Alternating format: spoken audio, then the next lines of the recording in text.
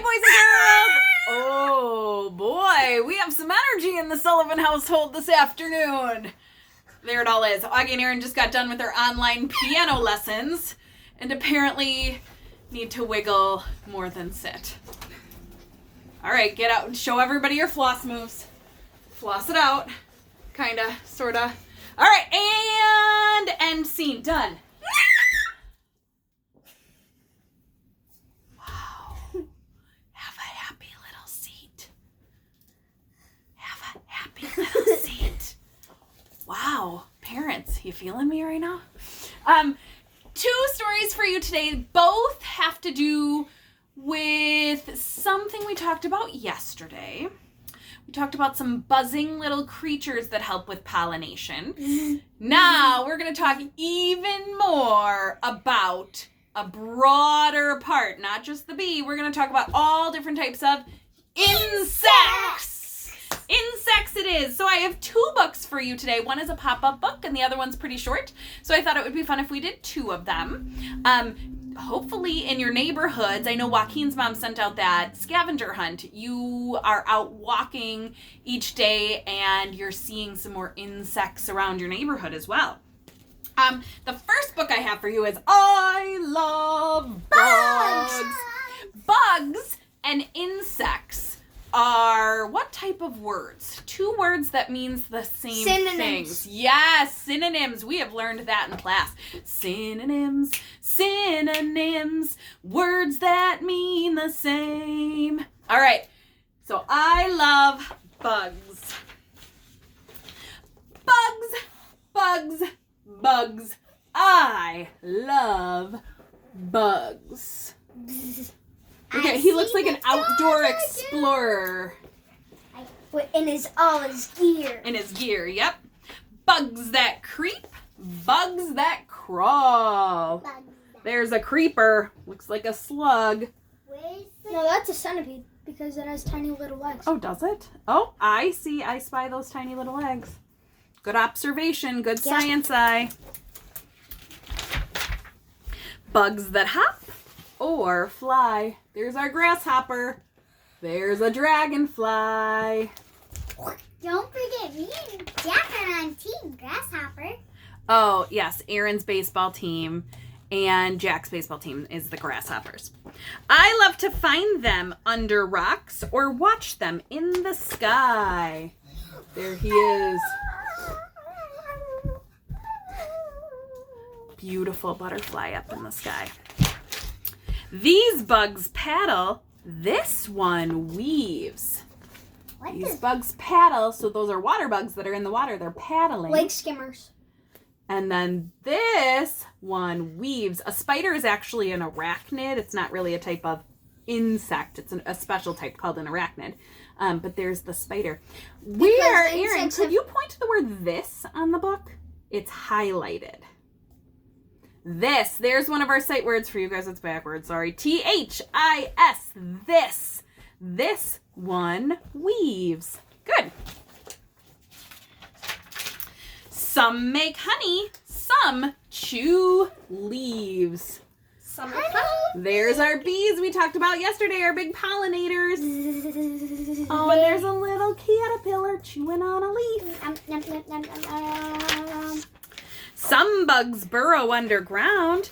Other ones swoop and buzz around. Ooh, ants in an anthill. And Wasps. There's one buzzing around. Could be a wasp. Could be a fly. Could be a mosquito. What did we learn about flies' feet? We learned something really interesting. They taste what they step on. Their taste buds are on their feet. So whatever a fly lands on, it's tasting it at all times. I would not want fly feet. I would not want to taste what I step on. Yeah. Just saying. In case you step in dog poop. Blech. Okay. This one's like a bit of bark. This one's like a twig. So here we are with a camouflaged moth on the bark of a tree. And then... Grasshopper! No. I'd say a praying mantis, wouldn't you? Yeah, that's what I was about to say. Or like a stick bug. There are bugs that are called stick bugs too. Yeah, they're nocturnal. Thank you for sharing. Cicadas buzz a summer song. Crickets dance a jig. There's our cicada. We have had cicadas shed their outer skin in our backyard before, and we've actually gotten to see the skin in our backyard. It's pretty cool. And there's the cricket. What it looks like. I have a picture somewhere. I like bugs that blink at night or flutter around the back porch light.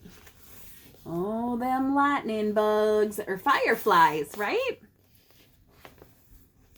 And then another moth that you might see flying around a light outside. They're attracted to light. Truth. But this bug is the best of all. It's Ladybug, and she loves to crawl. He has a little sister who's dressed up as a ladybug. There she is. Bugs, bugs, bugs. I love bugs. There's the picture that we took of her too. All right.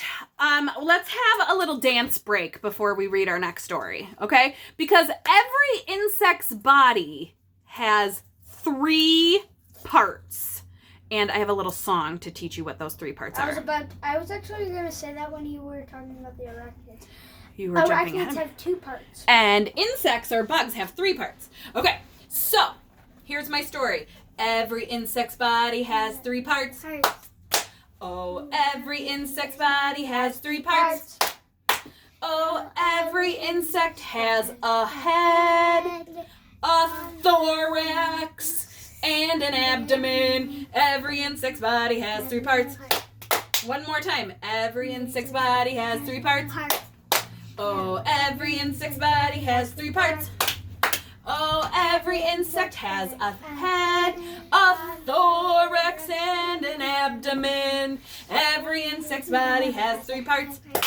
So the head is just like what our head is. That's where they have their antenna, they have their head, their brain, most of the time their mouth, proboscis, which is sometimes those long tongues that come out. That's all on their head. Their thorax is a part of the body that we don't have, but I think of it like their trunk. Every arm or leg that an insect has is attached to their thorax. So it's the meaty, juicy part of their body. Like this. Yes. And then there's always a little section at the end of a bug, kind of like a little tail bump. That's the abdomen. So I'm going to pull out one of our pictures. So here is the fly. We have the head right here. This part is where the wings and the legs come out. That's the thorax. Yep. And then this part is, I know it looks like legs are coming out of there, but the legs actually come out of here. I think they're just too far down. This is the abdomen. Head, thorax, abdomen. You see if I can find another insect in here where we can see all 3 parts. But we're also keep in mind that this is not a scientific drawing either.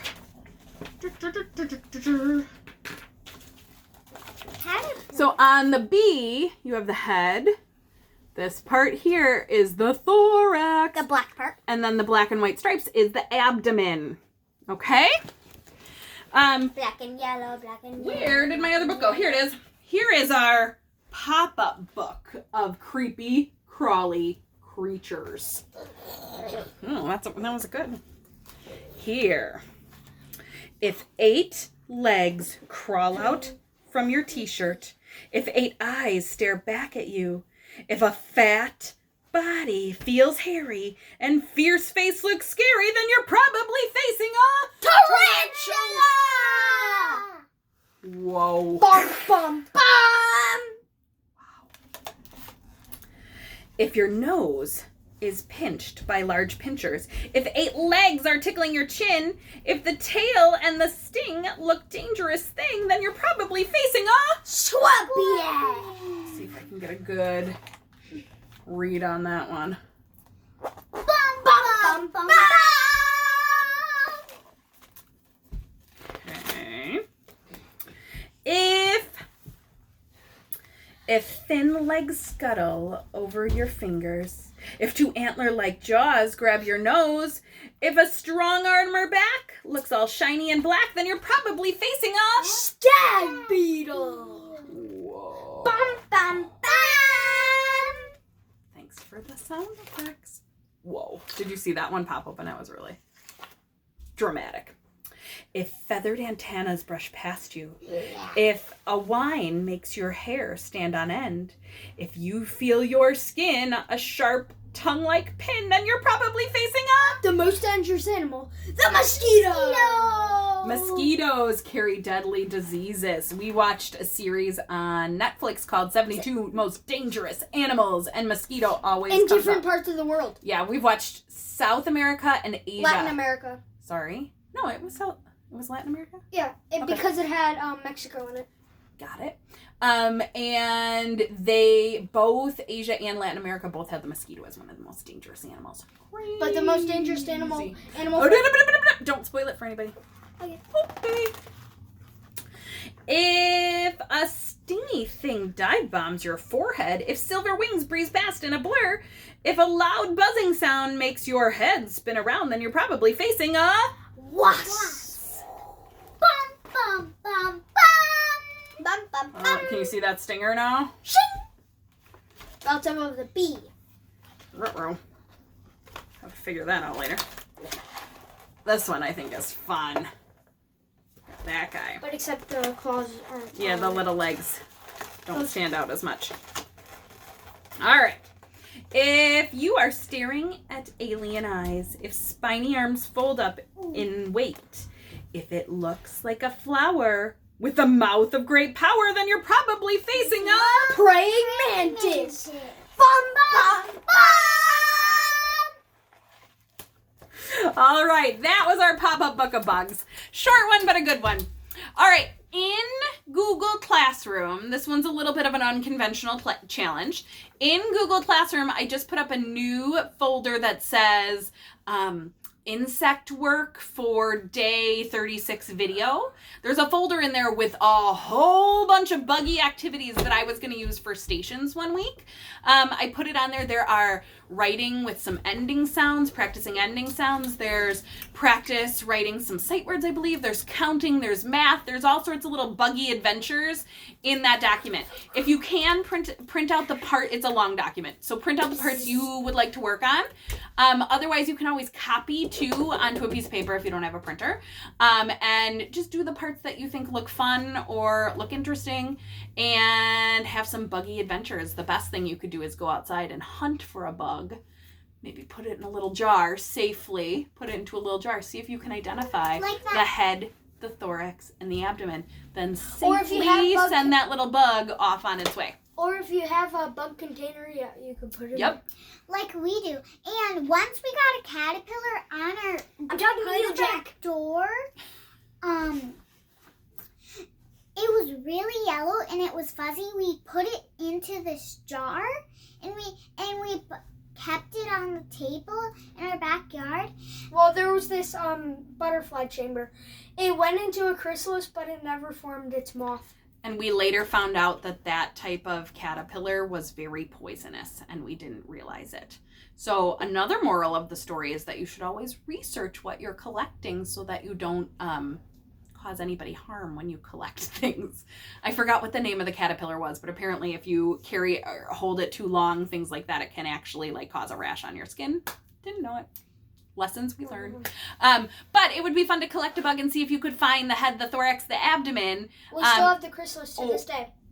or identify it, some of the bugs that are out in your neighborhood. All right.